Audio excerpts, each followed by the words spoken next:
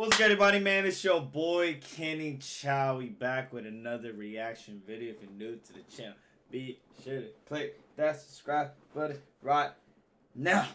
Click that subscribe button right now, man. But today, let me make this on the screen, man.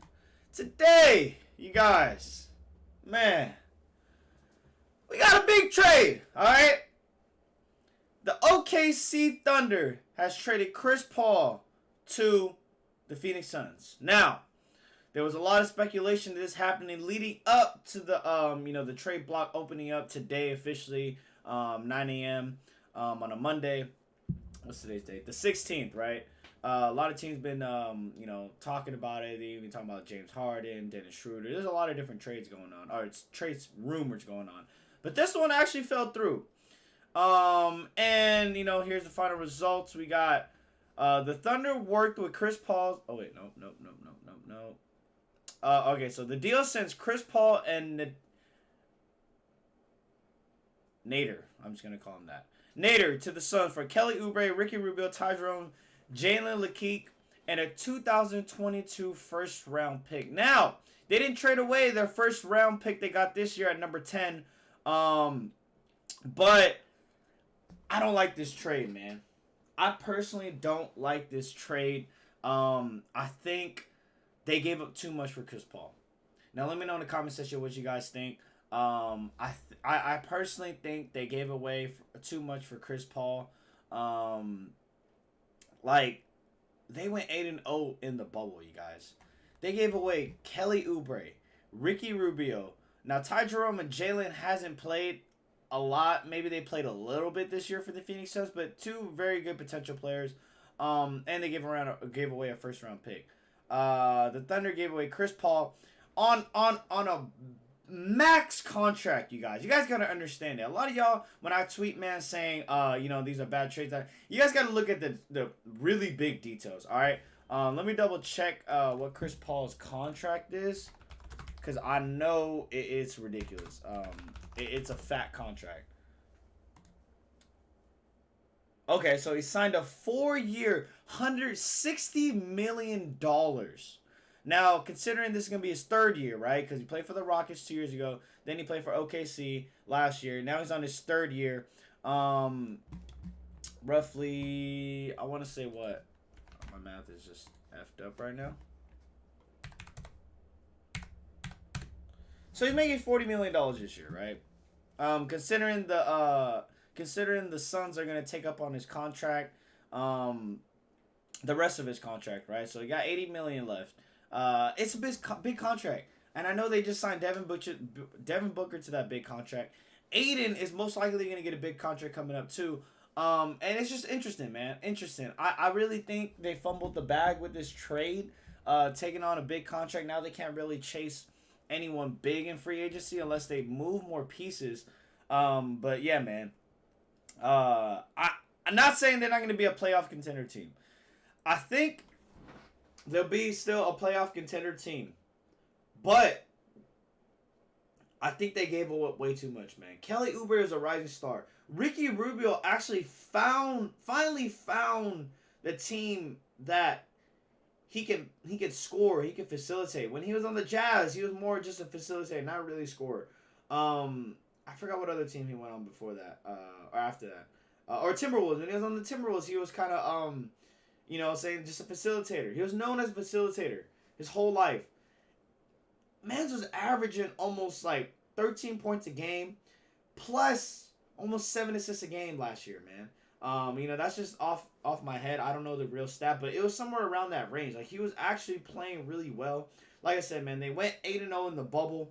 I don't know, man. I don't know how I feel about this trade. Let me know in the comment section what you guys think. Like I said, man, I think they gave away too much, but they still do have the 10th pick, which they could do some damage in there. Now they're not looking for a point guard. They got their shooting guard. They got their center. Now they kind of just need a strong power forward, because they got Cameron Johnson coming off the bench. I don't think Benner's on that team no more, but their roster isn't deep. You know what I'm saying? And Chris Paul is an all-star, don't get me wrong, but he's also getting old. He's getting old. we'll see, man. It's gonna be interesting, but I really think the Thunder blew this trade. Oh, not the Thunder. The Suns blew this trade, man. Y'all team went 8-0 during the playoffs, man. During the bubble, you guys beat some elite teams, bro. And I liked Chris Paul going to that team. I just didn't like who they gave up. But I mean, it makes sense. You got to give up talent for talent. But yeah, man, I don't know. I personally don't like this trade. It's kind of whatever to me. Let's see what else they're talking about here. Paul George, okay. Russell Westbrook, Carmelo. This picture's kind of hard. Got to give it credit to that.